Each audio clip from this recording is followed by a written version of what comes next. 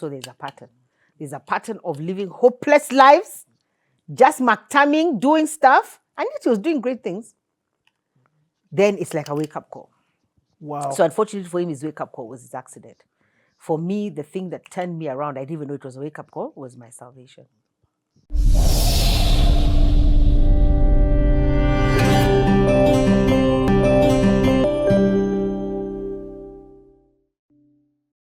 Mino. Sisi ni kangumu. Now what a kangumu? Do you know how many demons are after me and after my life? Please. Or are in you? Hey, are in me even. What do you mean? No way. It took forever for conviction to take place. Okay, can you remember when conviction came? Or is there someone that you had, like, oh, 2004. I like that? It was Pastor M. Pastor M is my discipler. Wow. And it had been about 5 years of me attending this journey church. with Pastor M is full circle, eh? Full circle. He was the one in church. Actually, before that, they used to make these bulletins at Nairobi Chapel. Yeah. And one day I picked 2 bulletins, one of Pastor M and one of Pastor Simon. And I really stared. They were at Fuller College, pray for them, and it really spoke to me. And another one of Pastor Simon, and even Kanji. Kanji is where I picked his sleeve of 5. What was that thing? Their group called? Milele. And I only went to Kanji. Can you imagine? I told you, my life has been spooky for long. Jesus has been after me. 5, are there 5 or 4 artists? 4 guys. Yeah. I only read Kanji's bio, and I met him the next day. That's my journey with Kanji. Anyway, what were you asking me? So wait. So this turn that. So when you're in church, you're just ngumu. You're just like, when is this thing ending? No, at beginning, then it starts. You start listening to the word. Then you're like, I don't know whether it's true. And remember, first of all, the first time I came, how shocked was I? You know how the Catholic Church is? We have a choir and everything and a keyboard. Yeah. The whole band was in church. I was like, who are these people? Why is it so noisy in this church? Like, what is it? The whole band was in church. I've never been so shocked in my life. So first was acclimatization. And then you begin to listen, you begin to enjoy, you begin to change. You're there, but you're skeptical. Yeah. Hey, and then I came from a Catholic background. Yeah. And These Pentecostals, are they Pentecostals? What's skeptical? What? Everything. It's not my culture. What are they doing? Everything. Service leading, having fun, dancing. Kanji almost died. He has brought the song from the club into the church. Like, no. Another one bites the dust, is playing from the keyboard. I'm like, no. No, please, we cannot. Nikki, why? I'm even talking to myself. What is it? Leave the club is the club. Bring the church songs. These guys, actually, when I think about it now, they're looking too much like the club. Them and the club, the only distinction is that we are here by day and we're not drinking alcohol. Hey! I was like, no. And it's too much fun, too much jumpy, murugarugo everywhere, chill. Ask the priest comes and speaks in a monotone. Hey. The shift in the head was a lot. So I think that's why it took some time. Like, let me first watch these guys. Yeah. But my daughter is loving Sunday school. And Sunday school, I think, at all the Nairobi Chapel churches has always been spot on. Yep. Yeah? Yep. Absolutely amazing. After Mavuno Chapel, because of Sunday school. Yeah, but I think now Mavuno, they took it from Chapel. Yes. Yeah. So, and then the plan, they used to make these, now and I know, because I served 3 months in advance, the Bible, the plan for the kids. I mean, it was amazing. It was solid. The child was learning about Jesus. Althea got born again before me. Are you aware? Wow. She got born again at 6, and I was stopping. I was like, where are you going? She's responding to the altar call. I'm like, come back here. You were there? She went, gave her life to Christ. 2 little kids. I almost fell down. Then she started telling me, when she gets to heaven, it's going to be so sad because both me and Papa are not going to be there. It's so sad.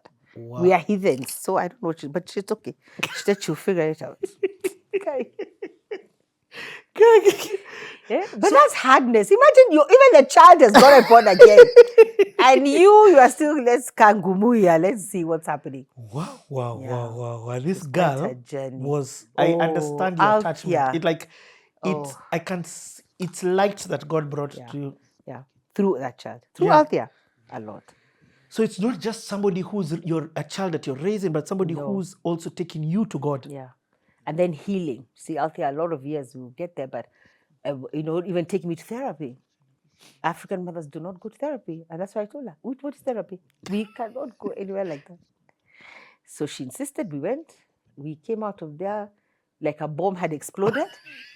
And we said, did we try? Yes, we are never doing that again. And we went. Then we went back. She went back. God spoke to me, spoke to her, and we went back. And it's been absolutely amazing. So she's brought me a lot of healing. Wow. Yeah, she Okay. has.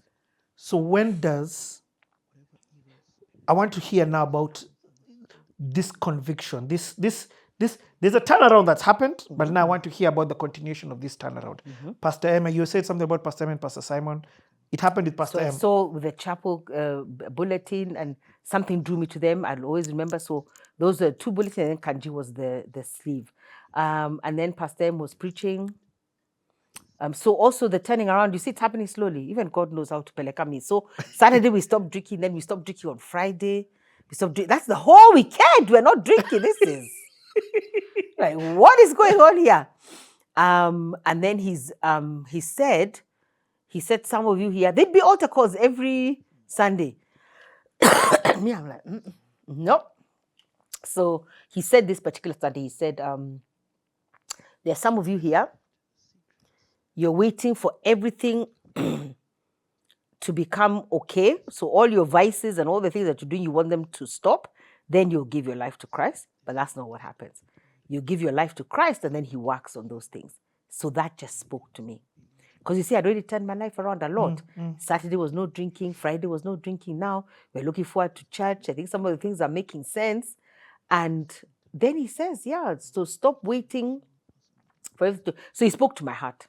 So that's the day I'll never forget. It was April, and it was 2004, and I gave my life to Christ. What? So what does that mean? Do you I said the salvation prayer. seated alone, no hand up, no going in front? Huh? Stand up where you are. We had stood up where we were, we moved. You stood up? Yeah, hey.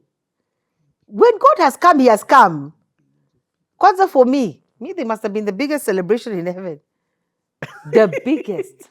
Had you made friends in church? Reaching me in my life is an oxymoron.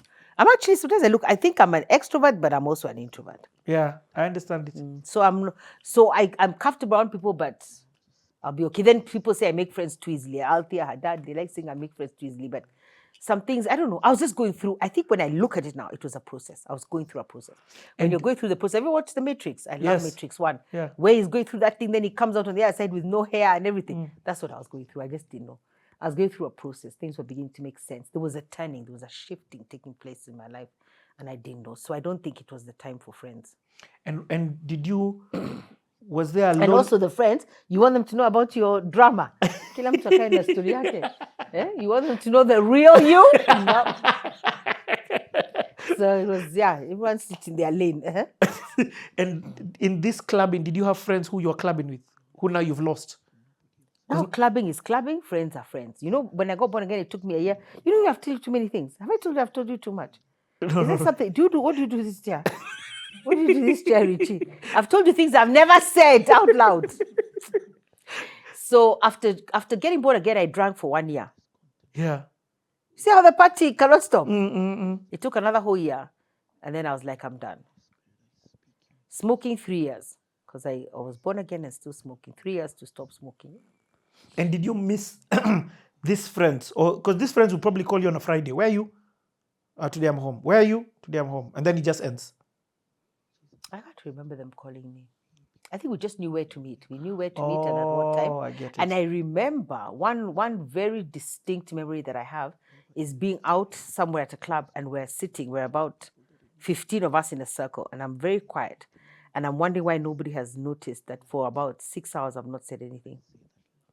But all I'm thinking about is this decision, like, I need to give my life to Christ. I need to change my ways. Actually, I was thinking, I didn't say give my life to Christ. I was like, I can't is this what I'm going to keep doing?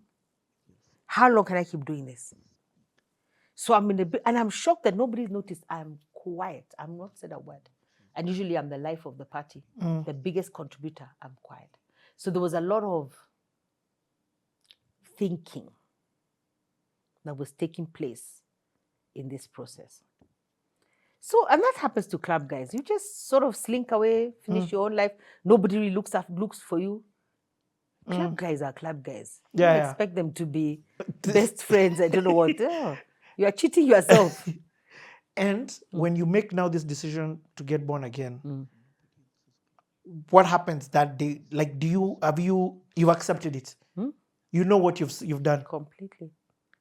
I know what I've done. And I can feel, when I think about it now, there was a shift. There was just a shift in my life, and my thoughts and things started aligning, because very shortly after that is when I quit my job and went into full-time ministry. So It okay, wasn't even like 2 years. by the time you've work-wise, you're not. Where are you now? Now you're at, is it dormant? I think I'm at dormant. But then before dormant, you were where? The Yeah, Kenya Air Kenya. and the Stanley. I managed the Thorn Tree. You hopped, eh? You did a lot, eh? Because so I was at what did I say? I was at Air Kenya, and then I started my own restaurant, Angie's in Rohimtula Tower. That didn't work, and then I went to the Stanley. Then from the Stanley is when I went to Air Kenya, somewhere like that. So at this time I'm at dormant, I'm sure. Then after that, now you go to dormant. Yes. So at dormant, what were you doing? I came in as the sales coordinator. Within 2 months, I think I was promoted to a sales rep or something for Nairobi. Within a year or two, I was the national sales and marketing manager. For real? Just rose through the ranks. But that time I was born again. Okay, now this is the time that you're there. I'm born again now. And how long? You know, the weird thing is, I know we'll talk a lot, we'll spend time a lot on your ministry, but your career, it's lifeless. And I don't mean this in a. It's okay, Richie. Don't apologize. I'm not. We're not meeting it. You know what I mean? I've had other people sit here on CTA and they're like, and then this is what I was doing at work. Okay, actually, not let me. It doesn't sound like it was their purpose, their place of being. Yeah, For you, this doesn't sound like it was your. It wasn't. It wasn't. Do you know you've not at any moment dwelt on your career? I know where we're entering now. We're going to enter it. And it helped. I mean, I understand bottom line, spreadsheets, so it helps. All that background, I learned sales and marketing. I learned hospitality. That's why I do the events I do. I learned that part. But it was never featured. I never wanted to be a GM of a hotel. Can you imagine? I never aspired. But there was no aspiration because of the party. You know, no I've never aspiration. had. No aspiration to do or to be. I was just going through the motions, going through life, which is so wrong. What I'm saying is that with your kids and even the kids watching this and the youth, please create a plan and make the plan vivid. Describe it. Say why you want what you want. Don't just live it.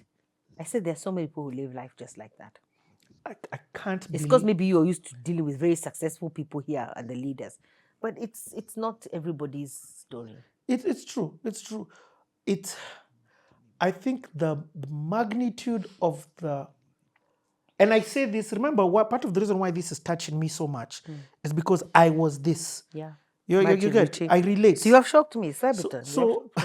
So what I mean is, party was the purpose. That was the purpose. But listen to the drasticness and the and then shallow and hollowness it has. Yeah. And try to finish. If you had killed me then, that would have been it. Or if I died then, it would have been it. The end.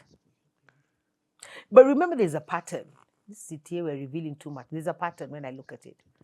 We'll talk about it later. But when my dad had his accident, it is after his accident that he built a legacy.